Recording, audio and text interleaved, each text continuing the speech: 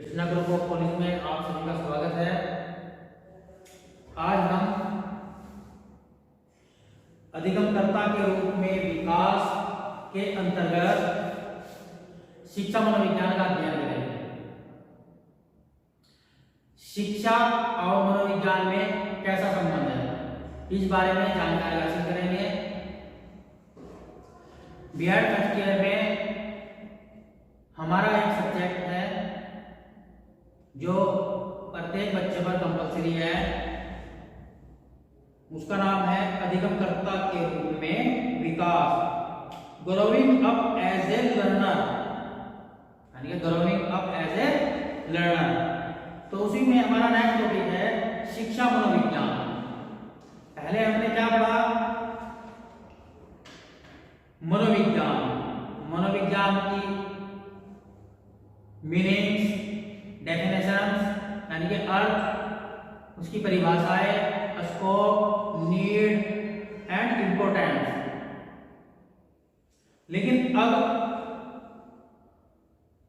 हम मनोविज्ञान की एक शाखा शिक्षा मनोविज्ञान के अंतर्गत और जानकारी हासिल करेंगे कि मनोविज्ञान शिक्षा में भी किस प्रकार लाया गया है। सबसे पहले हमारा जो कंसेप्ट है वह है शिक्षा और मनोविज्ञान में संबंध, relation between education and psychology. शिक्षा और मनोविज्ञान में संबंध।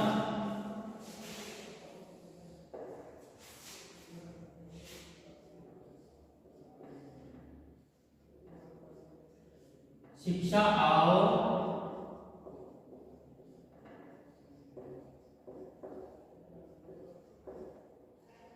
मनोविज्ञान में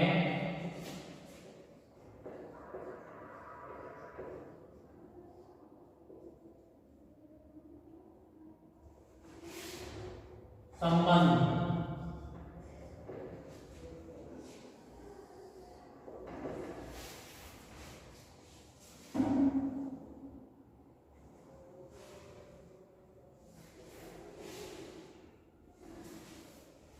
यानी कि शिक्षा और मनोविज्ञान में किस प्रकार संबंध है। Relation between education and psychology. शिक्षा को एक ऐसी प्रक्रिया के रूप में परिभाषित किया जाता है जिसके माध्यम से व्यक्ति के व्यवहार में वांछित परिवर्तन करता है। यानी कि शिक्षा एक ऐसी युक्ति है, यानी कि एक ऐसा माध्यम माना जाता है जिसके द्वारा व्यक्ति के व्यवहार में वांछित परिवर्तन कर उसे एक सही डायरेक्शन या सही दिशा की ओर अग्रसरित किया जाता है।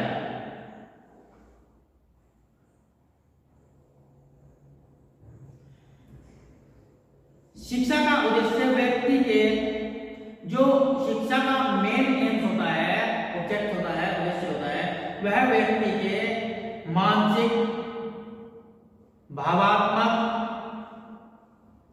एवं शारीरिक पक्षों से संबंधित व्यवहारों में अपेक्षित परिवर्तन करना है। यानी कि हमारा शिक्षा का जो मेन उद्देश्य है वह जो व्यक्ति है उसके मानसिक, शारीरिक, बौद्धिक, संवेगात्मक जो व्यवहार है उनमें अपेक्षित परिवर्तन करना है।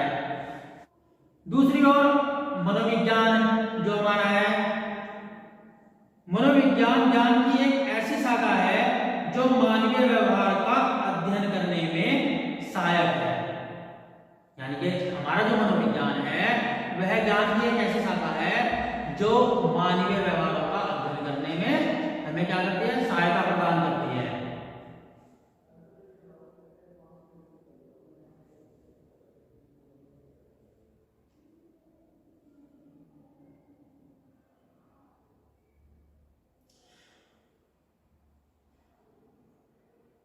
मनोविज्ञान के अंतर्गत मानव के व्यवहार से संबंधित, यानी कि मनोविज्ञान के अंतर्गत मानव के जितने भी व्यवहार है उनसे संबंधित जिन सिद्धांतों का प्रतिपादन के आधार पर ही शिक्षा की प्रक्रिया के माध्यम से प्राणी के यानी कि उन परिवर्तनों के आधार पर ही शिक्षा की प्रक्रिया के माध्यम से प्राणी के व्यवहार में विभिन्न प्रकार के परिवर्तन संभव होते हैं। उनका कहने का मतलब यह है शिक्षा एवं मनोविज्ञान के उपरोक्त उद्देश्य से ही इन दोनों का पारस्परिक संबंध स्पष्ट किया जाता है।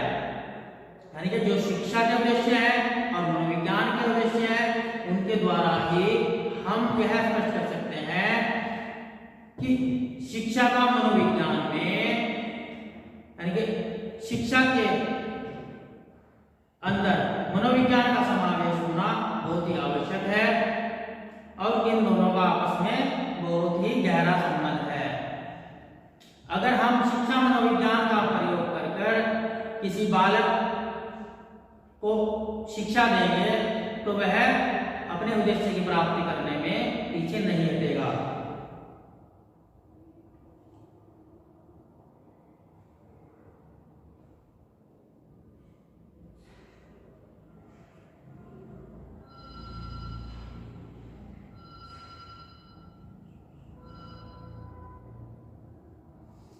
शिक्षा के द्वारा जो कुछ भी किया जाता है यानी कि हम शिक्षा ग्रहण करते हैं उसके द्वारा हम जो यानी कि कुछ भी अगर करेंगे जिस प्रकार से किया जाता है जिस प्रकार से हम किसी काम को करेंगे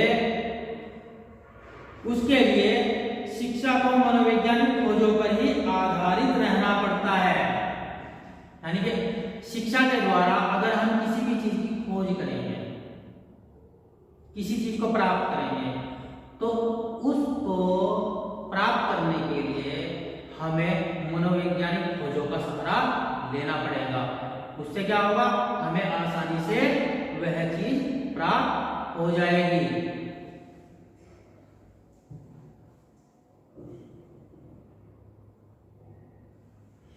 शिक्षा के क्षेत्र में मनोविज्ञान की भूमिका तो मनोविज्ञान द्वारा शिक्षा के क्षेत्र में किए जाने वाले मुख्य परिवर्तन निम्न प्रकार है। यानी कि शिक्षा के क्षेत्र में मनोविज्ञान की भूमिका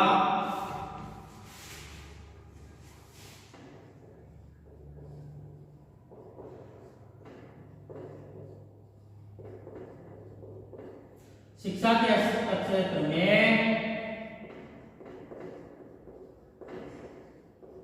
मनोविज्ञान की भूमिका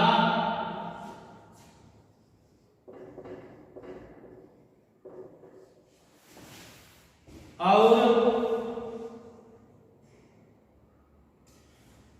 मनोविज्ञान द्वारा शिक्षा के क्षेत्र में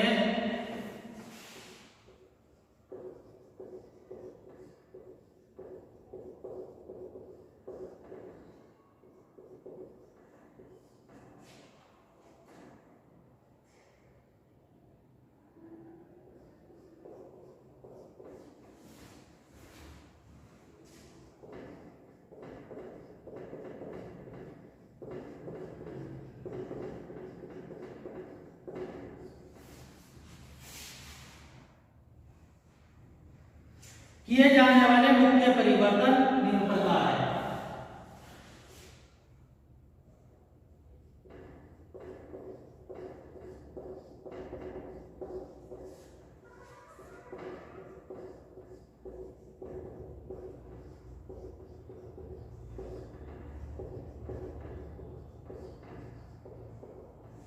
वह कह रहे हैं शिक्षा के क्षेत्र में मनोविज्ञान की भूमिका यानी कि हमारा जो शिक्षा का दायरा है उसका जो क्षेत्र है उसमें मनोविज्ञान की क्या भूमिका है।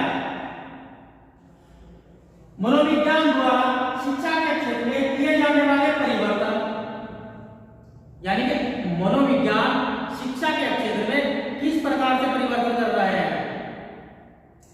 इन सब के लिए निम्न बातें सामने आई है। यानी कि हमने बहुत सारे तथ्यों की खोज की तभी हमें यह जानकारी हासिल हुई कि शिक्षा के प्रकार सहायता करता है। नंबर 1 है बाल केंद्रित शिक्षा।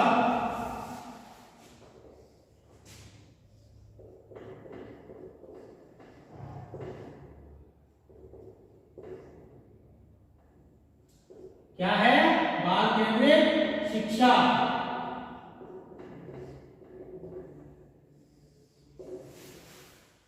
प्राचीन काल में शिक्षा केवल क्या थी? शिक्षक केंद्रित थी। उसमें बालक का कोई भी अहम रोल नहीं था। संपूर्ण रोल किसका था? एक शिक्षक का। उसके बाद क्या हुआ? पाठ्य केंद्रित हुए। उसमें भी बालक को अहम भूमिका नहीं दी जाती थी।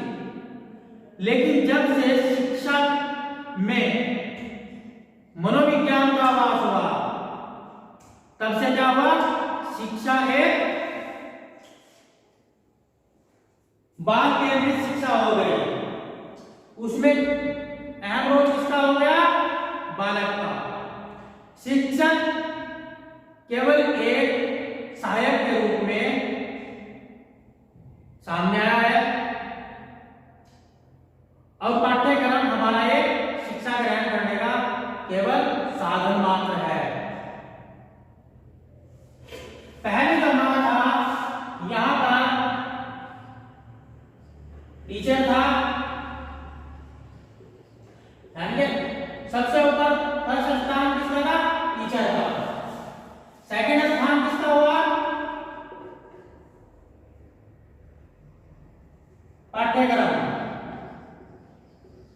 या कैरिकुलम।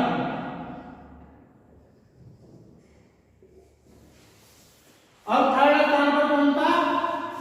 छात्र या छात्रा।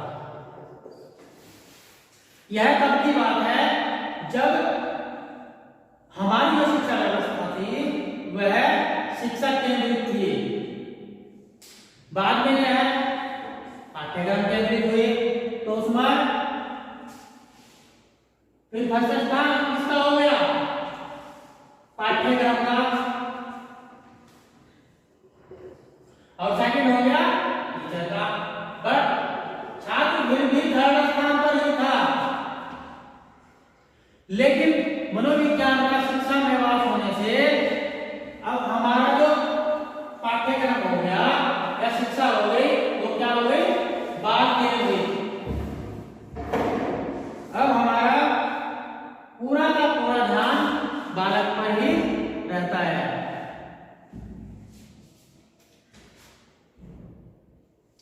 आधुनिक मनोविज्ञान की मान्यताओं, प्रयोगों एवं सिद्धांतों के आधार पर शिक्षा का केंद्र बिंदु बालक को घोषित कर दिया गया। जो वर्तमान समय में आधुनिक मनोविज्ञान है, उसके प्रयोगों के द्वारा, उसके सिद्धांतों के द्वारा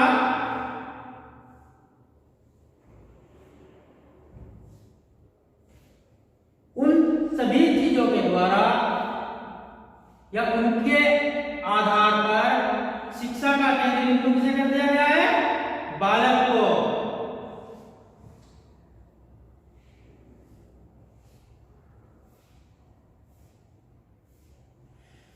दूसरी बात यह है, शिक्षा की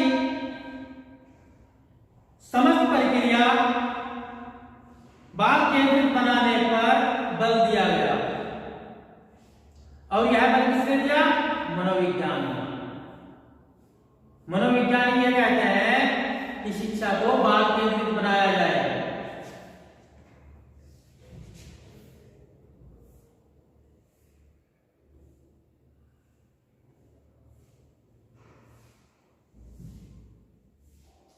इससे पहले बालक के स्थान पर केवल शिक्षक और पाठ्यक्रम को ही स्थान दिया जाता था,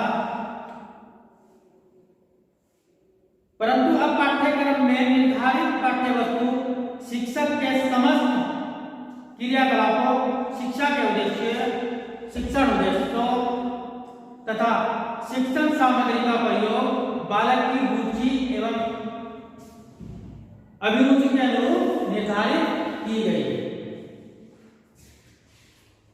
जब से शिक्षा में मनोविज्ञान का आवाज हुआ है या मनोविज्ञान की एक शाखा शिक्षा मनोविज्ञान सामने आई है, तब से बालक और पाठ्यक्रम ऐसा बनाया गया, पाठ्यक्रम भी हमारा इस तरीके से बनाया गया जिससे कि उसमें क्या होगी, बालकों की रुचि का ध्यान रखा जाए, उनकी अभिरुचियों का ध्यान रखा जाए।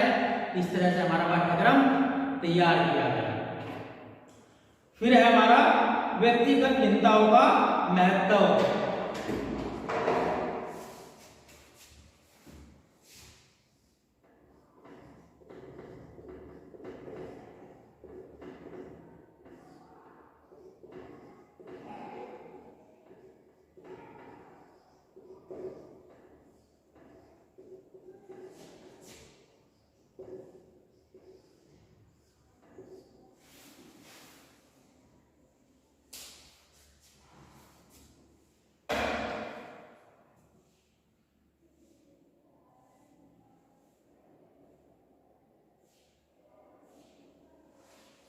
मनोवैज्ञानिक खोजों के द्वारा यह साबित किया जा चुका है कि भिन्न भिन्न व्यक्तियों में अलग अलग रुचियां, अलग अलग क्षमताएं, अलग अलग योग्यताएं एक दूसरे से भिन्न भिन्न होती है। प्रत्येक प्राणी में निहित योग्यताएं, क्षमताएं, रुचियां एक दूसरे से भिन्न होती है। आप ये मान लो कि दो सगे बहन भाई हैं, दो सगे बहन भाई हैं,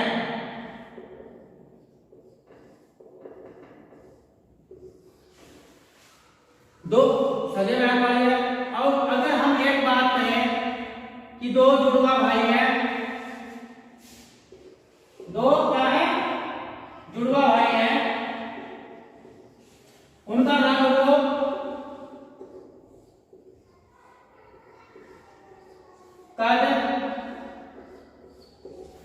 चेहरे के बराबर, दो हाथ, दो कान, दो पैर, दो आंखें, एक नाक, सब एक समान है। आपने बहुत सी जगह देखा भी होगा कि अगर दो भाई बहन, दो जुड़वा बच्चे हैं तो वह सेम लगते हैं। एक को छुपा लो, दूसरे को छुपा लो, तो आदमी उनमें डिफरेंस नहीं कर पाता। यही रहता है कि ये शायद दोनों एक ही है, लेकिन नहीं, मनोविज्ञान यह कहता है कि उनमें भी कुछ भिन्नताएं हैं, अलग अलग रुचियां हैं, अलग अलग उनकी क्षमताएं हैं, उनकी बुद्धि लब्धि का यानी कि उनकी आईक्यू जो है उसका लेवल भी सेम नहीं होगा। क्या आपका उन दोनों में से कौन सा मत बुद्धि है, कौन सा आपका उत्कर्ष बुद्धि है? इसका आईक्यू लेवल 90 से कम है, इसका 90 से ज्यादा है। उन सबका हमें कब मालूम होगा, जब उन पर मनोवैज्ञानिक पद्धतियों के या प्रयोगों के आधार पर परीक्षण, मूल्यांकन या मापन करेंगे।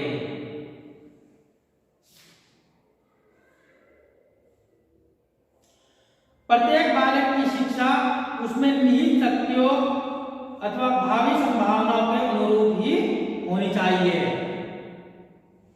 हमारे जो शिक्षा मनोविज्ञान है वह यह कहता है कि जब दो बालक एक समान नहीं है,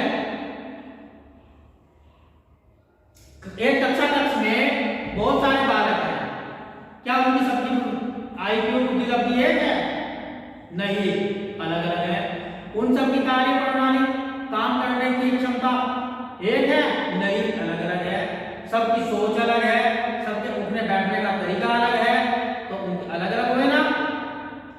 यानी कि प्रत्येक कक्षा में इंडिविजुअल तरीके से होंगे, वो भिन्न भिन्न होंगे। तो मनोविज्ञान यह कहता है कि उनकी रुचियों और क्षमताओं के आधार पर ही उनको, यानी कि उनकी जो रुचियां है, अभिरुचियां है, क्षमताएं हैं, उनके आधार पर ही उनको शिक्षा देनी चाहिए, ना कि हमें सबको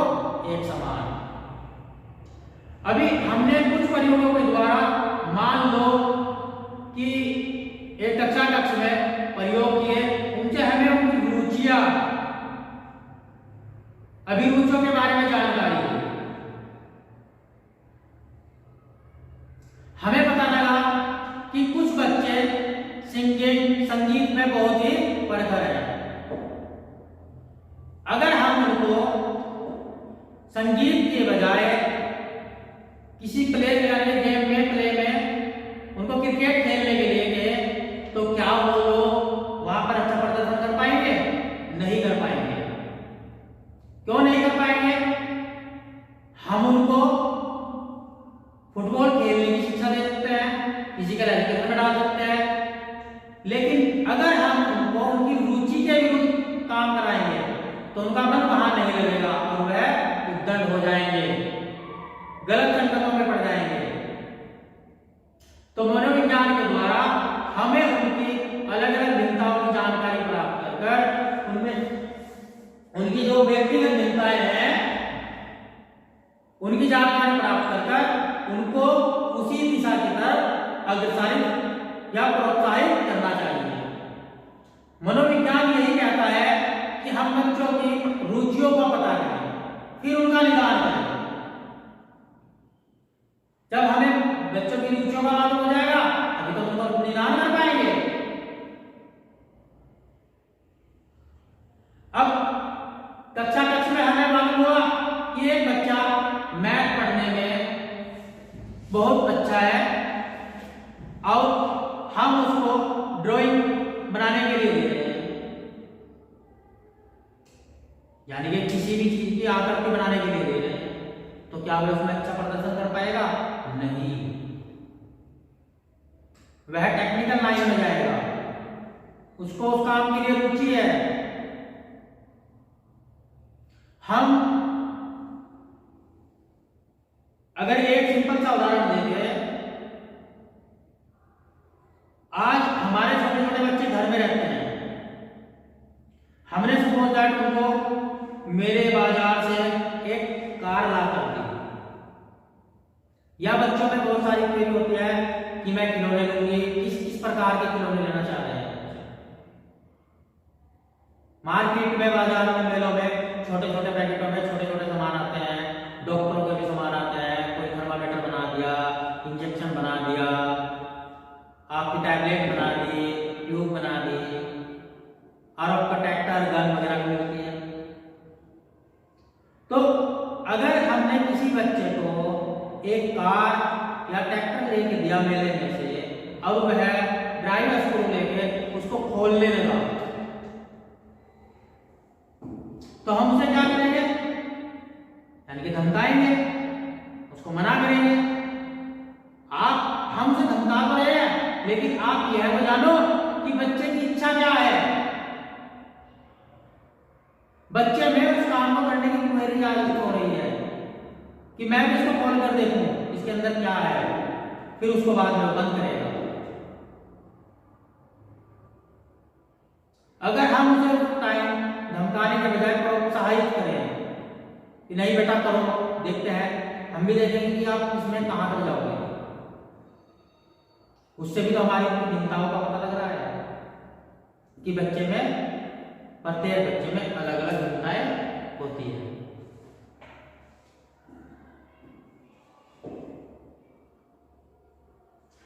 नंबर है हमारा शैक्षिक उद्देश्यों की प्राप्ति में सहायक।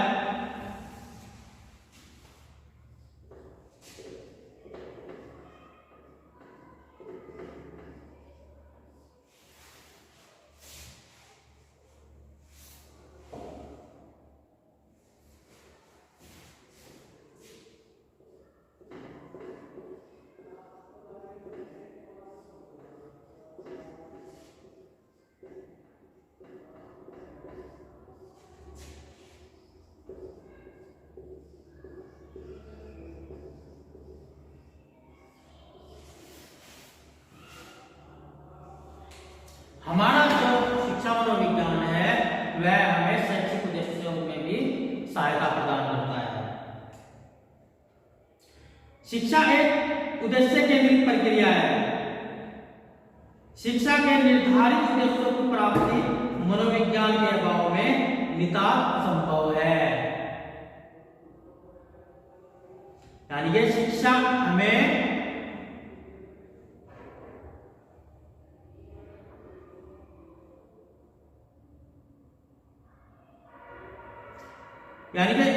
शिक्षा एक उद्देश्य केंद्रित प्रक्रिया है।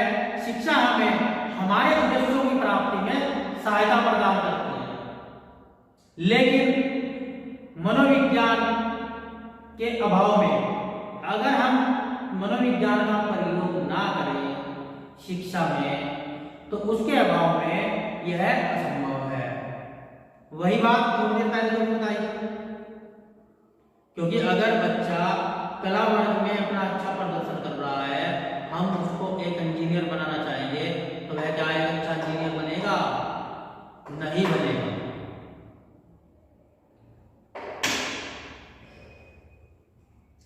बालकों में निहित विभिन्न प्रकार की शक्तियों का विकास किस अवस्था और किस प्रकार किया जा सकता है?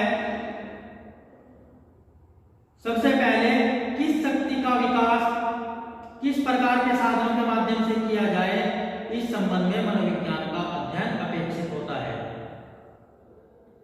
यानी कि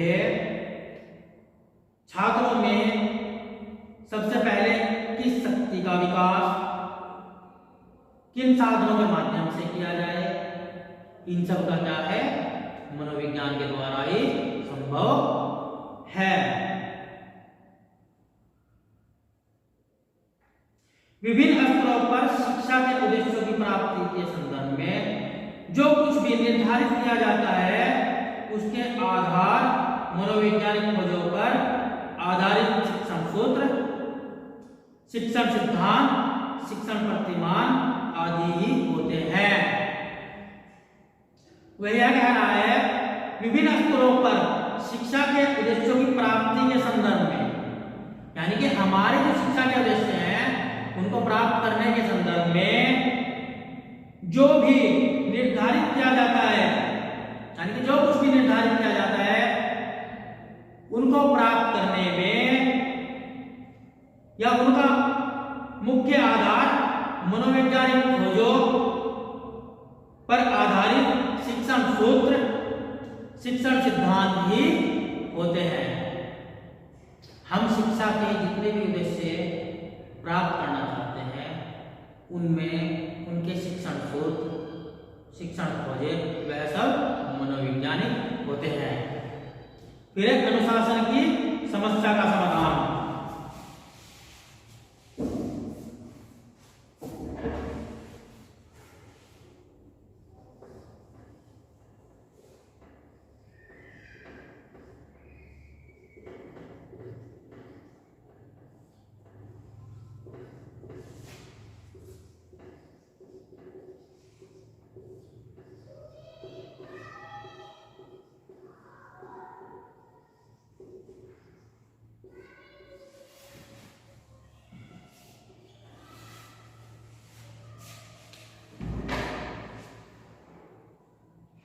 मनोविज्ञान के उद्भव एवं विकास से पूर्व बालकों को नियंत्रित करने का एकमात्र साधन क्या था? दंड। जब तक मनोविज्ञान का उद्भव नहीं हुआ था, विकास नहीं हुआ था, उस टाइम छात्रों को अनुशासन करने का एक तरीका था दंड। यानी कि यह मानते थे कि दंड के द्वारा ही बालकों को अनुशासित रखा जा सकता है। बिना दंड के छात्र उद्दंड हो जाते हैं। प्राचीन काल में ही डंडा छूटा और बालक बिगड़ा, spare the rod and spoil the child पर आधारित एक मान्यता थी। क्या थी? डंडा छूटा और बालक बिगड़ा।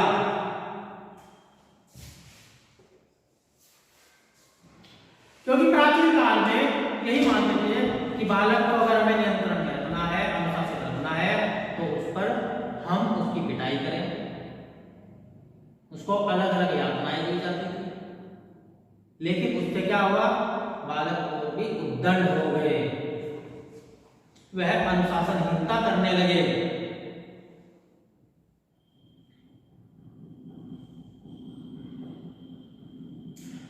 मनोविज्ञान के द्वारा यह स्पष्ट हो चुका है कि यदि बालक अनुशासित नहीं है तो उसका कारण बालक के विकास से संबंधित कोई न कोई कारक ही है। मनोविज्ञान ने यह कहा कि अगर एक बालक है वह अनुशासित नहीं है, अनुशासनहीनता करता है, तो उसका कारण बालक के विकास से ही संबंधित है। साधनों के संगत प्रयोग, ज्ञान के समुचित प्रस्तुतिकरण तथा अभिप्रेरणा के अभाव में बालक को अनुशासनहीनता का अवसर प्राप्त होता है। मनोविज्ञान क्या कह रहा है कि अगर बालकों को गलत संगत, साधनों की गलत संगत,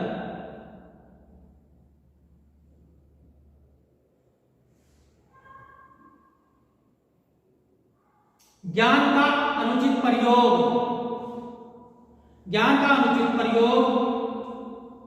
अभिप्रेरणा का अभाव।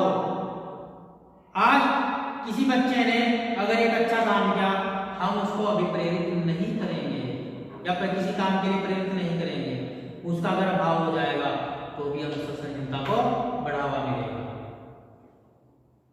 ये सब क्या कारण थे? अनुशासनहीनता के कारण थे।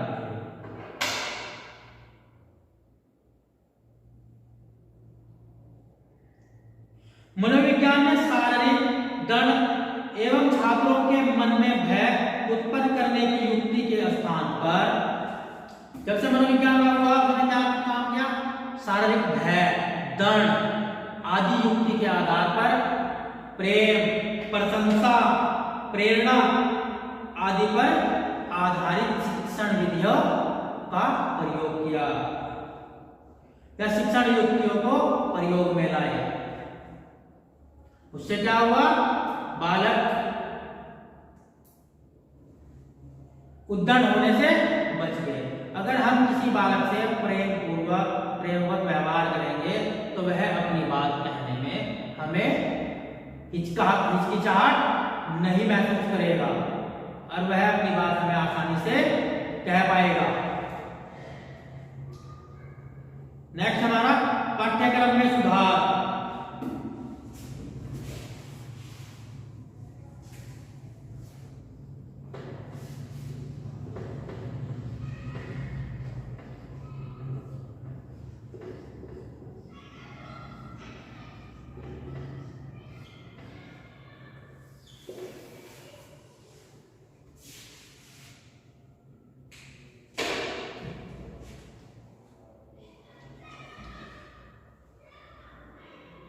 मनोविज्ञान के विकास में पूर्व शैक्षिक प्रक्रिया के अंतर्गत बालक के स्थान पर शिक्षक एवं पाठ्यक्रम को ही महत्व दिया जाता था।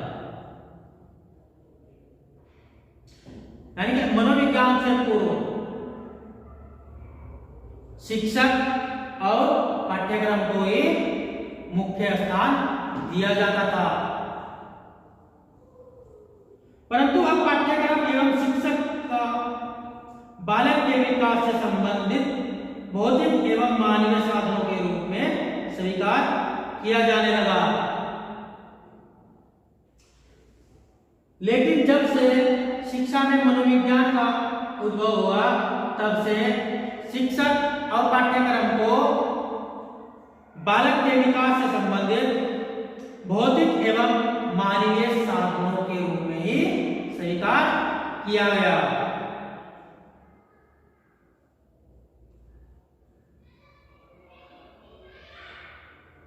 यही कारण है कि अब पाठ्यक्रम का उद्देश्य बालकों के विकास में सहायता प्रदान करना है, न कि बालकों के मानसिक योग्यता आदि का निरंतर बल दिया जा रहा है।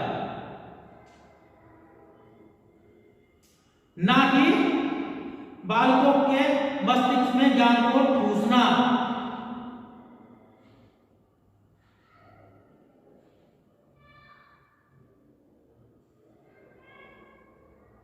अब क्या हुआ, जो हमारा पाठ्यक्रम है उसका मेन उद्देश्य क्या हो गया, बालकों के विकास में सहायता प्रदान करना।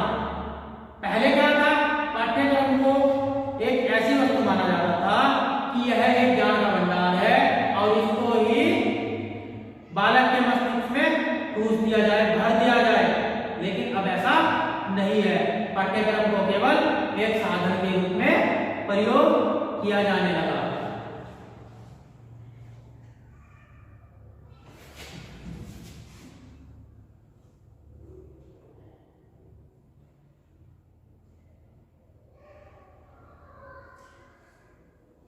दृश्य श्रव्य सामग्री का प्रयोग,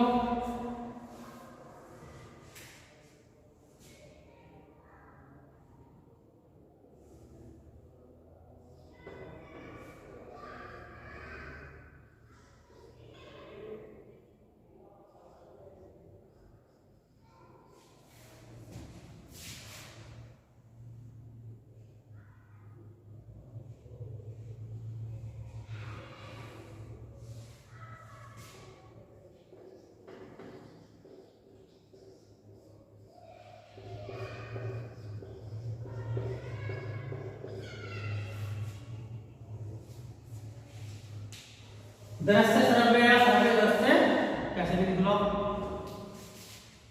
इसमें कर देता हूं।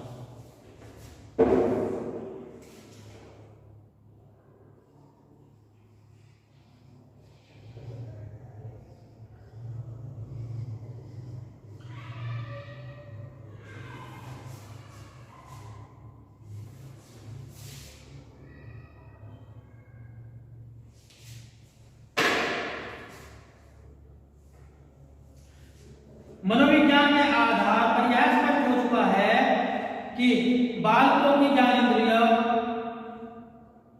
को जितना अधिक क्रियाशील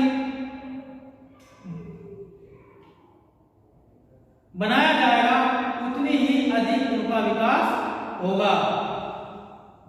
मनोविज्ञान के द्वारा मनोविज्ञान यह कहता है कि बालकों की जितनी भी ज्ञानेंद्रियां हैं उनको जितना भी अधिक क्रियाशील बनाया जाएगा तो बालक का विकास उतना ही क्या होगा, अधिक होगा। हम बालकों को रुचिकर बनाने के लिए दृश्य श्रव्य साधनों का प्रयोग कर सकते हैं। उनको विकास अधिक से अधिक इसलिए उनका प्रयोग कर सकते हैं क्योंकि अगर हम जो हमारे श्रव्य साधन है जैसे रेडियो, टेप रिकॉर्ड इत्यादि, इन सब का प्रयोग कर एक कक्षा कक्ष को रुचिकर बना सकते हैं। इसमें बालक क्या होंगे, अधिक से अधिक अपनी भागीदारी देंगे और उनके ज्ञान को भंडार जो है वह भी बढ़ेगा। विशिष्ट बालकों की समस्याओं का समाधान,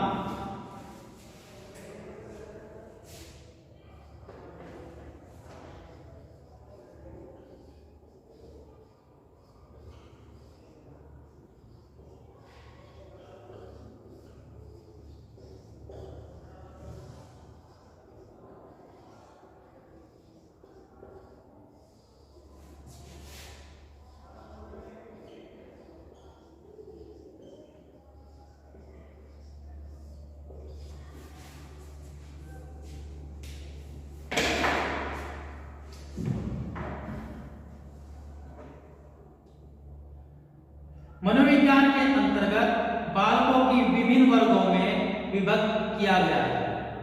यानी कि शिक्षा मनोविज्ञान के अंतर्गत बालकों को अलग अलग वर्गों में बांटा गया है।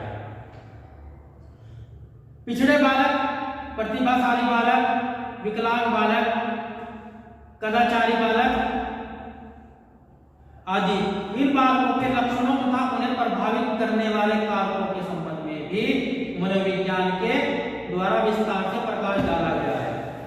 यानी कि वह कह रहे हैं विशिष्ट बालकों की समस्याओं का समाधान विशिष्ट बालकों में हमारे निम्न प्रकार के बालक आते हैं, जैसे पिछड़े बालक हुए, मंद बुद्धि बालक हुए, जड़ बालक हुए, प्रखर बुद्धि बालक हुए, सामान्य बुद्धि बालक हुए, विकलांग बालक हुए।